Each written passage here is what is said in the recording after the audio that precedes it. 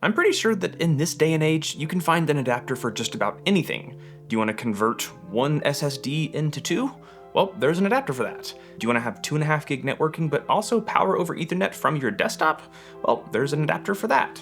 I love finding unique adapters like these and how they can be put to use, but I also just sometimes like finding really goofy ones. In fact, a few months ago I made a video where I took a look at a few adapters that I had come across and found interesting and very goofy. At the end of that video, I asked you guys to send me some more recommendations for some more goofy adapters, and well, you didn't disappoint. I got lots of emails with different recommendations, and today we're gonna take a look at a handful of goofy and useful adapters that you guys sent over, so let's get started.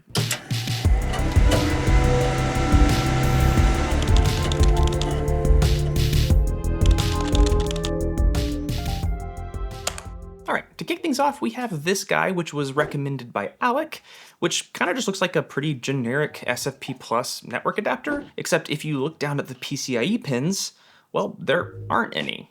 So this doesn't actually connect to the PCIe slot. On the back, there's a SATA power connector, and then also an SFF 8086 connector, which is usually used for mini SAS. However, on this adapter, that cable would just connect to this little board here, which has an M.2 M key socket. So once you get it all plugged in, you have an M.2 M key to SFP Plus adapter, which isn't that crazy. It's not that goofy, but well, it's priced at only around $40, which if you look up other options for M.2 to 10 gig adapters, they're pretty pricey.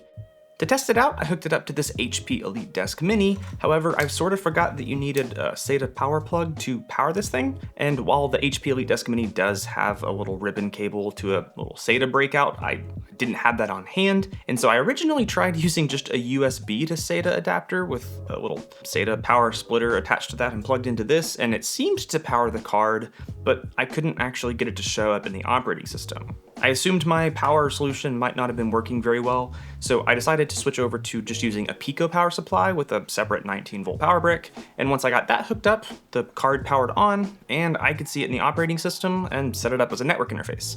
And sure enough, when I was running iPerf 3, I was getting full 10 gigabit speeds. So yeah, this looks like it could be a pretty affordable way to add in some 10 gig networking to a system where maybe you don't have an extra PCIe slot, but you have an extra M.2 slot, or maybe in an HP mini system like this one. However, you will have to find a creative way to mount this big PCIe card that's like half the size of the total system. All right, the next adapter on the list comes from Alexander, and he sent over this image of an HDMI to water hose adapter.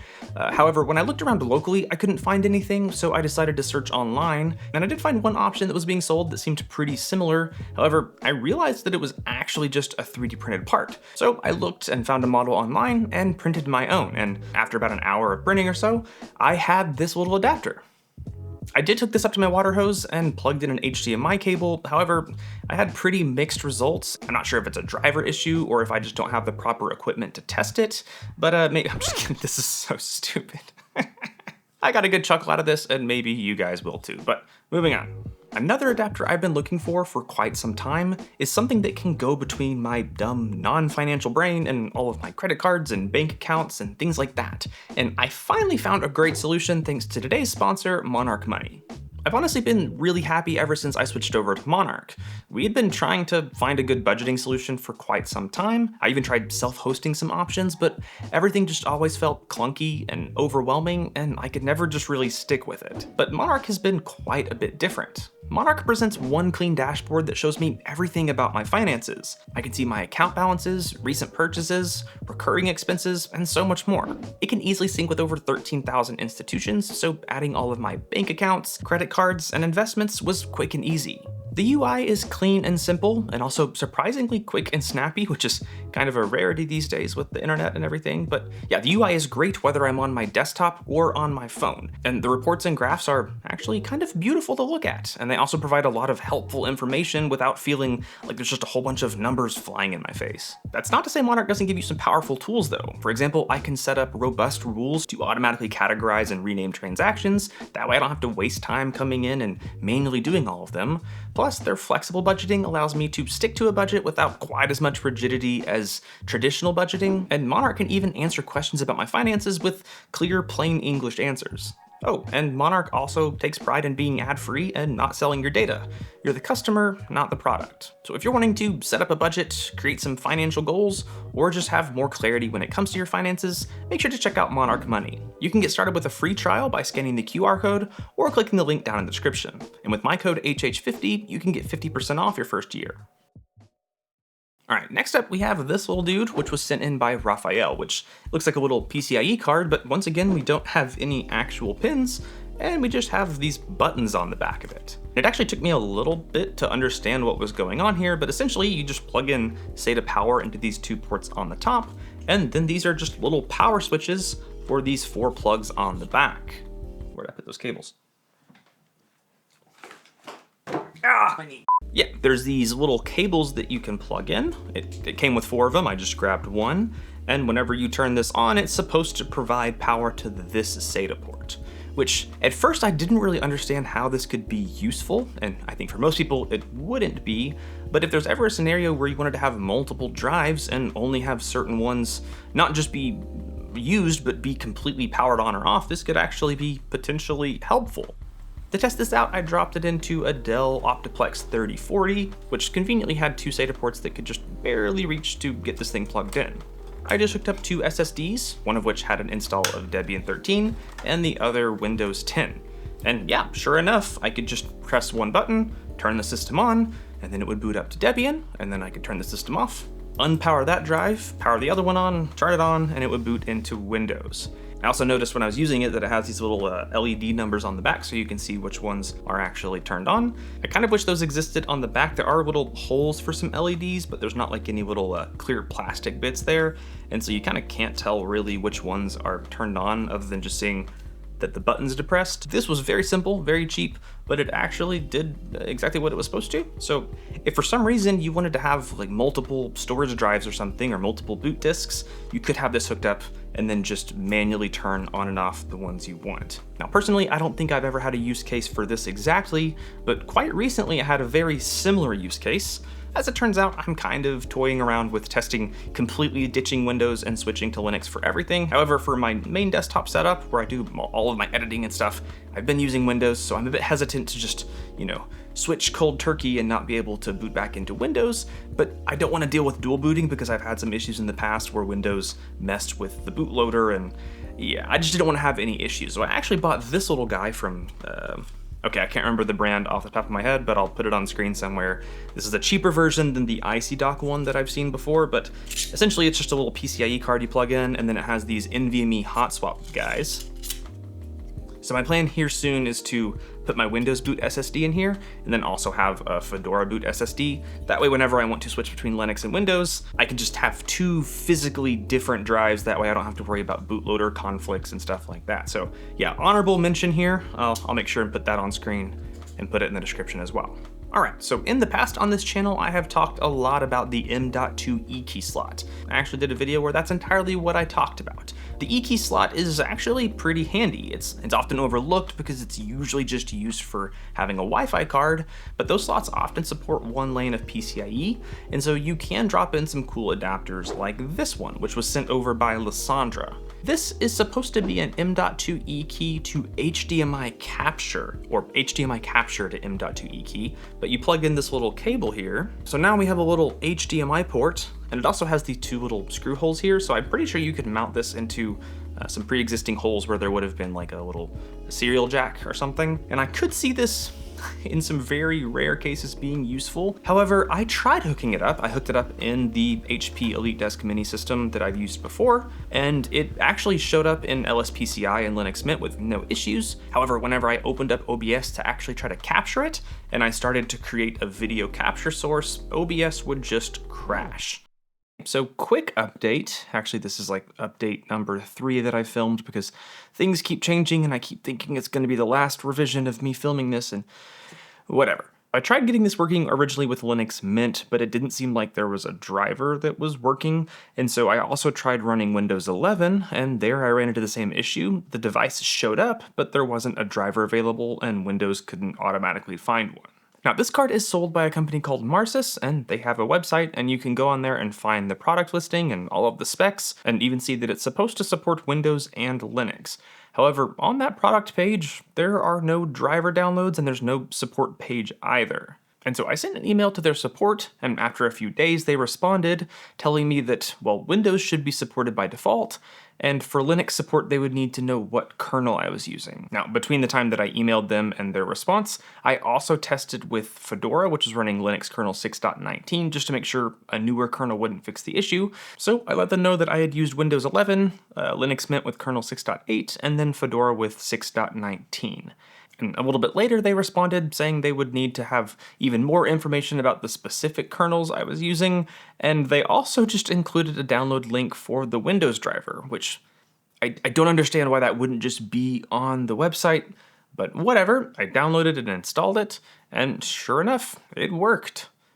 I was able to plug my Steam Deck in with a USB to HDMI cable, and everything seemed to be working exactly as you would expect. I was able to get 1080p 60 input, and well, the quality might not look amazing here, but that's probably mostly due to the settings I was having to use in OBS, because if I tried using any higher quality settings with that little mini PC, I started to get encoding overloads. And so it seems like it works pretty well. It seems like the quality is just fine. I don't know if I'd want to spend $135 on something that seems to work about as well as any typical USB capture card, but hey, I guess if you have a very specific use case where you need to use an M.2 E-key adapter, this exists. Just know you'll have to probably reach out directly to the company to actually get a driver for it, it seems. Whatever. Back to the rest of the video. I've talked in the past quite a bit about M.2 E-key to M-key adapters. That way you can convert what would normally be like the Wi-Fi slot into an actual bootable SSD, which there's been quite a few instances where I found this could come in handy. Like there was a NAS I looked at a while back that had 2 M.2 M-key slots and 1 E-key slot. And so for example, you were able to boot from a simple SSD for a boot drive in the E-key slot, then you could have both of the other 2 SSD sockets available for actual SSDs for caching or storage or something. Well, you know what's way better than an E-key to SSD adapter? Well, just an E-key SSD. Technically, this isn't really an adapter, it's just an SSD, but I have been looking for one of these for forever. So shout out Toby for sending me an email. It seems like someone actually finally started making these, which is awesome. And sure enough, I plugged this into that HP Elite Desk Mini that I was testing with, and I was able to install Proxmox on it and boot it up, and that left the other 2 sockets available for some faster SSDs or other devices like this 10 gig adapter or something. Now there are some downsides to this. Most M.2 E-key sockets are only going to support 1 lane of PCIe, and a lot of times it's only going to be Gen 2 or maybe Gen 3. That's in comparison to what you would typically see on an NVMe socket, which is going to be 4 lanes of typically PCIe Gen 3 or higher. Also, this probably isn't the highest quality SSD, but I was at least with sequential reads and writes able to get around 500 megabytes per second read and 250 megabytes per second write in FIO, but hey, it's still probably better than a SATA SSD, and I think this little guy is awesome. I did pay quite a bit for a 256 gig drive. I'm not sure how much of that was just from impacted prices recently with all the DRAM pricing stuff, or if I just had to pay a pretty big premium to get this little guy, but it probably isn't that much more than if I had paid for a little 2230 SSD plus the adapter. So super cool. I'll make sure to have this linked. And thanks again, Toby, for sending this over. I'm so stoked about this little guy. All right, the last adapter is by far my favorite and by far the most useful, and it is something that I didn't realize existed until just a few weeks ago. And I would show it to you, but well, it's currently in use and is the reason that we have internet currently, and my wife is working from home today, so I can't unplug it and lose the internet. Let me explain. A little while back, I did a video where I talked about my new rack setup with all of my new networking gear, and a lot of people noticed that I was still using my AT&T router in between my fiber connection and my OpenSense router. And I had a lot of people recommending that I look into bypassing it, which I didn't think was possible. I had known for a while now that the AT&T router that I have doesn't offer a true bridged mode. It just has like a public IP pass-through, which comes with some downsides. But I assumed that because it was sort of acting as the, or what I would call modem, but I guess is the ONT or optical something. I forget all of this fiber stuff. Anyway, I assumed that the AT&T router had to be there to convert the fiber signal coming in to a digital signal we could actually use for our network. However, as it turns out, there's a really cool solution. There are these little devices. One of the most popular is the WAS-110, I believe. The one I got, I think, is called the XGS PON SFP Plus or something. I'll be honest, I don't really understand a lot of what's going on with all of this stuff because it has to do with the fiber networking and stuff. But essentially you can get these little transceivers that convert the fiber coming into your house into just an SFP Plus connection. But on that little module is actually a tiny little computer that acts as both a web server, so you can access it to manage settings and such, but it also kind of spoofs being the AT&T router. That way when AT&T looks at your connection, it looks like everything's all good, but you can connect it directly from the fiber coming into your house to the router of your choice. Now to do this, you need some specific firmware. I believe it's called the 8111 firmware, which is this really awesome community project, and there's some good documentation on how to get it flashed to your device and get it all installed and set up. I actually bought a module that already had the 8111 firmware installed, which made the whole process much easier. So basically all I had to do was plug it in, do a little bit of networking stuff so I could actually get to the web server that was on the little device behind my firewall. And then basically I just copied a bunch of info from my AT&T router over to it, like the serial number and the MAC address and different things. That way it could spoof it properly. And then I just moved my fiber from the AT&T router to that little module. And after a minute or two, I had my network up and running and I was able to completely bypass the AT&T hardware, which is awesome. I'm able to just turn that device off, save a bit of power, and not have to worry about any potential AT&T shenanigans or extra NAT traversal or anything like that. But also, I was actually able to get faster speeds than I've ever gotten before. I'm on a 1 gig fiber plan here, and so typically that would mean on a good day I would get around like 900 megabit up and down. However, when I switched over to this, it wasn't always perfect depending on like which server I was testing it with and which speed test I was running. But I was able to find on at least a few occasions that I was able to get over a gig. I was able to get up to like 1.2 gigabit per second up and down, which is pretty cool. It doesn't make that big of a difference probably on my day-to-day life to get an extra 200, 300 megabits per second, but hey, I'll take it. And I'll also take not having to have that AT&T router taking up space.